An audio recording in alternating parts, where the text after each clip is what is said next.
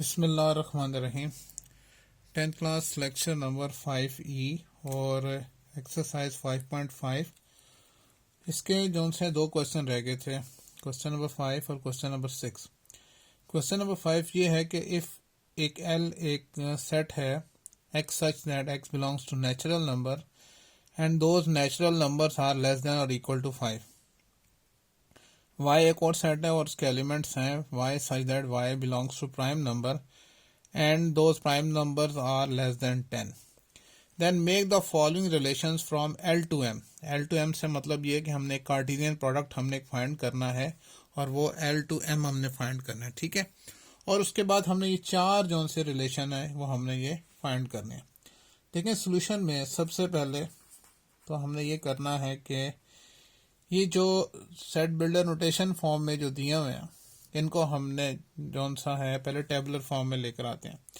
कहते हैं एल जौन सा है एक सेट है और x such that x belongs to natural number, यानी वो जो x वैल्यूज हैं वो नेचुरल नंबर से बिलोंग करती हैं and those natural numbers are less than or equal to 5, यानी 5 भी शामिल है और 5 से less natural number. Natural number हम जानते हैं 1 से स्टार्ट होते हैं, 1 2 3 4 और 5, ठीक है। और उसके बाद m के बारे में कहता है कि m एक और जौन सा है वो सेट है और y values and y values are such that belongs to y values are belongs to prime number. अब प्राइम नंबर्स की बात हो रही है एंड और ये कह रहा है कि वो जो प्राइम नंबर्स हैं आर लेस देन 10, 10 से छोटे प्राइम नंबर। तो 10 से लेस देन जो प्राइम नंबर वो स्टार्ट होंगे 2 से, ठीक है। 2 होगा, 3 होगा, 5 7, तो ये जो से हैं 4 एलिमेंट्स आ जाएंगे, ये प्राइम नंबर्स आ जाएंगे। अब हमसे ये कहा जाता है then make the following relations. हमने ये रिलेशंस बनाने हैं, ये वाले कहाँ से बनाने हैं? From L to M। हमने एक कार्टेशियन प्रोडक्ट फाइंड करना है L क्रॉस M, ये हमने पहले मालूम करना है, ठीक है। तो हम जौन सा है सबसे पहले ये फाइंड करेंगे, L क्रॉस M फाइंड करेंगे, ठीक है। और फिर उसके बाद जौन सा है ये वाले रिलेशन जौन से हैं वो फाइंड करते हैं। जी देखें पहले L क्रॉस M कैसे फाइंड करेंगे। देखें L क्रॉस M, पहले L का सेट लिखेंगे और उसके एलिमेंट्स हम जानते हैं 1 2 3 4 और 5 क्रॉस M, और M के सेट के एलिमेंट्स हैं 2 3 5 7। अब ये जो कार्टेशियन प्रोडक्ट बनना है L क्रॉस M, एक ऐसा सेट बनेगा, ठीक है, जो कि मुश्तमिल होगा ऑर्डर्ड पेयर के एलिमेंट्स की फॉर्म में, ठीक है। उसके जो एलिमेंट्स होंगे वो ऑर्डर्ड पेयर की फॉर्म में होंगे। पहले 1 इन चारों के साथ मिलकर ऑर्डर्ड पेयर बनाएगा, जैसे 1 2 1 3 1 5 और 1 7। फिर 2 इन चारों एलिमेंट्स के मिलकर ऑर्डर्ड पेयर बनाएगा, 2 2 2 3 2 5 और 2 7।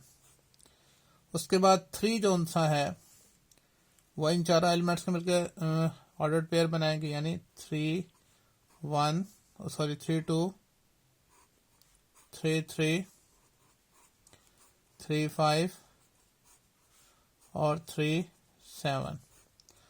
उसके बाद 4 से चारों एलिमेंट्स के साथ मिलकर ऑर्डर्ड पेयर बनाएंगे, 4 2 4 3 4 5 और फिर 4 7। फिर 5 इन चारों के साथ मिलकर ऑर्डर्ड पेयर बनाएगा, 5 2 5 3 5 5 और लास्ट में 5 और 7। तो ये हमने कार्टेशियन प्रोडक्ट एक बना लिया। अब उसने हमसे जो कहे थे कि आपने 4 बाइनरी रिलेशन जो से हैं वो बनाने हैं। देखें सबसे पहले मैं यहाँ पे लिखता हूँ, सबसे पहले था ये R1, ठीक है। R1 रिलेशन ऐसा था, इसके बारे में ये कहता है कि R1 इज इक्वल्स टू कि वो एक्स वाई ऑर्डर पेयर की फॉर्म में होगा सच दैट कि जो y वैल्यू है वो लेस देन x होनी चाहिए, ये पहला जो रिलेशन है वो ये कहता है। अब हमने इनमें तलाश करने हैं कि वो कौन से y के, क्योंकि पहली वाली वैल्यू x को रिप्रेजेंट करती है, दूसरी वाली वैल्यू y को रिप्रेजेंट करती है। तो हर ऑर्डर्ड पेयर जो सा है उसमें पहली वाली वैल्यू x है और दूसरी वाली वैल्यू जो सी है वो क्या है, वो y है। उसने कहा है कि बाइनरी रिलेशन जो सा है R1 एक ऐसा रिलेशन होगा कि जिसके अंदर ये जो y है ये लेस देन होना चाहिए x से, y is less than x। अब हमने इनमें से तलाश करने हैं। अब देखें यहाँ पर ये तो y बड़ा है x से, ये y बड़ा है x से, ये भी इस तरह से है, इनमें भी ऐसे ही है। लेकिन ये जो सा 2 है ये लेस देन है 3 से, यानी y लेस देन है x से। तो एक तो ये एलिमेंट होगा 3 2। अच्छा, उसके अलावा ये आ जाएंगे 4 2, ठीक है। उसके बाद 4 3, अच्छा फिर आगे चले 5 2, यानी वो तमाम ये 5 3। तो ये जो से 5 एलिमेंट्स आएंगे, इनमें पहला x को रिप्रेजेंट कर रहा है, दूसरा y को रिप्रेजेंट कर रहा है। और उसने कहा कि वो बाइनरी रिलेशन ऐसा होगा जिसमें y जो सा है वो लेस देन होगा x से, यानी ये जो y है ये लेस देन होगा x से। 2 छोटा है 4 से, 3 छोटा है 4 से, 2 छोटा है 5 से, 3 छोटा है 5 से। तो ये हमने बाइनरी रिलेशन। लेकिन उसने एक और चीज भी लास्ट में कही थी क्वेश्चन में, also right the domain and range of each relation. हमने इसका डोमेन भी बताना है, ठीक है, हमने इसका डोमेन भी बताना है। तो हम डोमेन ऑफ R1 लिख लेते हैं कि डोमेन ऑफ R1 जी वो क्या होगा। डोमेन कहते हैं जो ऑर्डर्ड पेयर आपने जितने लिखे हैं उनके जो पहले पहले एलिमेंट्स हैं वो डोमेन को शो करते हैं। जैसे 3 4 4 5 5, तो 3 4 5, ठीक है। और रेंज ऑफ R1 जो सेकंड एलिमेंट्स होंगे 2 2 3 2 3, यानी 2 3, ये इसकी रेंज आ गई। समझ में आ गई। ये हमने R1 फाइंड कर लिया। अब देखें जो R2 है उसके बारे में कहता है कि वो एक ऐसा बाइनरी रिलेशन होगा एक्स वाई ऑर्डर्ड पेयर पर मुश्तमिल होगा सच दैट कि y और x दोनों की वैल्यूज बराबर हों, ठीक है। तो पहले तो हम यहाँ पे लिखते हैं कि R2 हमने जो फाइंड करना है उसके लिए कह रहा है कि x y कि वो ऑर्डर्ड पेयर सच दैट क्या कि y is equals to x। अब हमने उस कार्टेशियन प्रोडक्ट में तलाश करना है कहाँ कहाँ पर ऐसा है कि y और x की वैल्यूज दोनों जो सी हैं वो इक्वल है। देखें यहाँ पर R2 इज इक्वल्स टू जी y और x दोनों की वैल्यूज इक्वल, जैसे ये 2 2, ठीक है, और उसके बाद 3 3, और उसके बाद 3 3 के बाद 5 5। तो ये जो बाइनरी रिलेशन रिक्वायर्ड था। अब हमने क्या करना है, इसकी डोमेन भी बतानी है और रेंज भी बताना है। तो लिखेंगे यहाँ पर domain of R2 is equals to, domain क्या होता है जो फर्स्ट एलिमेंट हो 2 3 5, यह डोमेन है। और रेंज ऑफ R2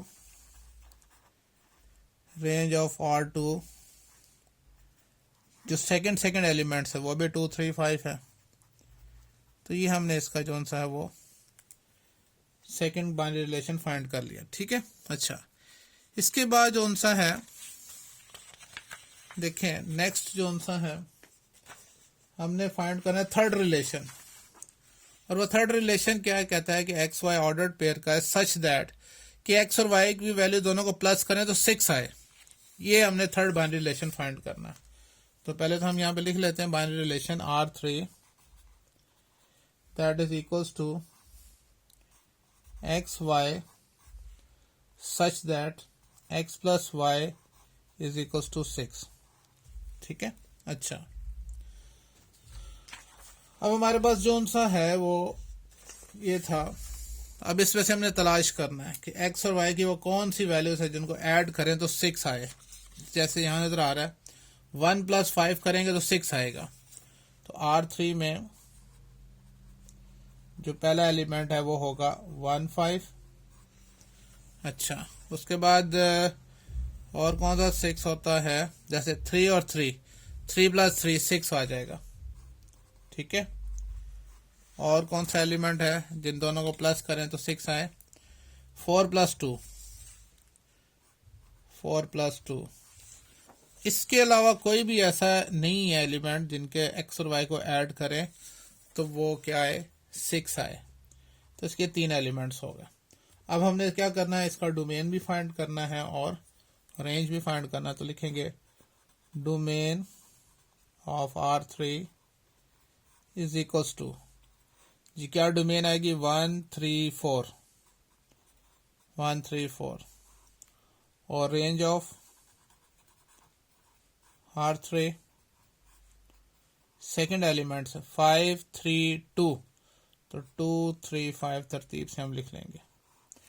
लास्ट वाला जो फोर्थ वाला बाइनरी रिलेशन है उसका वो क्या कहता है, हमें कौन सा फाइंड करना है, कहते हैं R4 जो सा है एक ऐसा बाइनरी रिलेशन फाइंड करें एक्स वाई सच दैट कि y - x करें तो आंसर 2 आए। ठीक है, y में से 2 माइनस कर दें तो आंसर जो सा है वो 2 आए।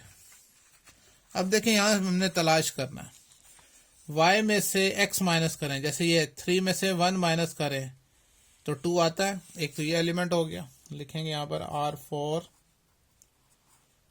1 और 3। अच्छा, और y की वैल्यू बड़ी हो उसमें से x निकाल लें, 3 - 2 5 - 2 7 - 2 2 - 3 5 - 3 और आंसर 2 आएगा। 5 में से 3 माइनस करें तो 2 आता है। तो एक एलिमेंट ये होगा 3 और 5 वाला जी। एक और देखते हैं जी, और 7 - 5, 7 में से 5 माइनस करें तब भी 2 आता है। तो एक ही आ गया 5 और 7। तो इस तरह से ये हमने जो बाइनरी रिलेशन है वो हमने फाइंड कर लिया। अब इनका हमने डोमेन और रेंज भी बताना है। तो लिखेंगे डोमेन ऑफ R4, तो पहला एलिमेंट वो डोमेन में आएगा 1 3 5, तो 1 3 5, और रेंज जो सी है रेंज ऑफ R4 जो सेकंड एलिमेंट होगा 3 5 7, तो 3 5 और 7 इसकी रेंज आ गई। तो इस तरह से हमने जो 4 जोन से थे उसके बाइनरी रिलेशन वो हमने क्वेश्चन नंबर 5 के मालूम कर लिए। ठीक है, चलें इसके बाद देखें जी, नेक्स्ट क्वेश्चन है हमारे पास क्वेश्चन नंबर जो सा 6। ठीक है, क्वेश्चन नंबर 6 में हमारे पास 2 सिर्फ पार्ट्स हैं करने के लिए। अब देखें गिवन में हमें एक कहा यह गया कि indicate relations into function 1-to-1 function bijective function from the following, also find there domain and range. ये हम आपके जो स्मार्ट सिलेबस में पार्ट नंबर 7 और पार्ट नंबर 8 है। एक यहाँ पर हमें बाइनरी रिलेशन हमें बताया हुआ है R7। ठीक है, और जो मैप कर रहे हैं सेट A से सेट B पर जो मैप कर रहे हैं एलिमेंट्स वो हमें दिखाए हुए। तो हम यहाँ पे R7 जो सा वो लिख लेते हैं इस तरह से। तो R7 जो सा है देखें 1 मैप कर रहा है किसके साथ, R के साथ, तो लिखेंगे 1R। 3 मैप कर रहा है P के साथ, 3 P के साथ कर रहा है मैप। ठीक है, और 5 मैप कर रहा है S के साथ, तो 5S आ गया। तो पहली बात है ये फंक्शन तो है। अब फंक्शन की टाइप फाइंड करने के लिए हम क्या किया करते हैं, हम ये करते हैं कि इसका जो सा रेंज फाइंड करते हैं। ये जो बाइनरी रिलेशन है इसकी रेंज फाइंड करते हैं। देखें जब इसकी रेंज फाइंड की, रेंज ऑफ R7, तो क्या है हमारे पास RPS, और अगर आप गौर से देखें तो ये जो सा है RPS ये B सेट का, ये हमारे पास सेट A है और इसको सेट B कह लेते हैं। ठीक है, ये इसका प्रॉपर सबसेट है। प्रॉपर सबसेट क्यों कहलाता है, इसलिए कहलाता है कि R, P और S तो ये मौजूद है, एक Q एलिमेंट फालतू मौजूद है, यानी ये वाला सेट इसके अंदर पाया जाता है और ये Q वाला एलिमेंट फालतू है। इसलिए ये जो सा ये क्या कहलाता है, proper subset of set B. और जब प्रॉपर सबसेट हो, ठीक है, तो ये कहलाता है इनटू फंक्शन। तो इसका नाम हमने ज़हन में रखना है कि ये जो सा है R7, ये कौन सा फंक्शन है, ये इनटू फंक्शन है, इनटू फंक्शन। एक और चीज भी यहाँ पे क्लियर हो रही है, ये इनटू फंक्शन तो है ही है, लेकिन हमने एक और चीज भी हमें नजर आ रही है, वो ये नजर आ रही है कि ये जो सा है 1 to 1 फंक्शन भी है। ये जो सा है क्या है, 1 to 1 फंक्शन भी है, क्योंकि कोई भी सेकंड एलिमेंट भी रिपीट नहीं हो रहा, फर्स्ट एलिमेंट भी रिपीट नहीं हो रहा, तो सेकंड एलिमेंट भी रिपीट नहीं हो रहा। यानी 1 आर के साथ मैपिंग कर रहा है, 3 पी के साथ मैपिंग कर रहा है, 5 एस के साथ, यानी कोई भी एक एलिमेंट ऐसा नहीं है जो 2 के साथ मैपिंग कर रहा हो, तो सिंगल सिंगल मैपिंग हो रही है। तो ये जो सा है at the same time 1 to 1 function भी कहलाता है, इसको कहते हैं 1 to 1 फंक्शन। तो ये ऐसा फंक्शन है जो इनटू फंक्शन भी है और 1 to 1 फंक्शन भी है, और इनको कलेक्टिवली जो सा है जिसमें ये दोनों प्रॉपर्टीज पाई जाती हो, यानी 1 इनटू फंक्शन भी हो, 1 to 1 फंक्शन भी हो, तो वो कहलाता है इंजेक्टिव फंक्शन। इसको कहते हैं इंजेक्टिव फंक्शन। ये हमने याद रखना है, ठीक हो गया। अच्छा देखें, ये इसका आंसर है। अच्छा नहीं, अभी तो हमने इसका डोमेन भी बताना है और हमने रेंज भी बतानी है, क्योंकि उसने हमसे कहा था also find there domain and range. वैसे तो सिंपल्स है, तो लिखते हैं यहां पर डोमेन ऑफ R7, जो पहला एलिमेंट है 1 3 5, ये इसकी डोमेन आ गई, और रेंज ऑफ R7 जो उस एलिमेंट में सेकंड एलिमेंट है, यानी RPS, तो ये इसकी रेंज आ गई, ठीक है।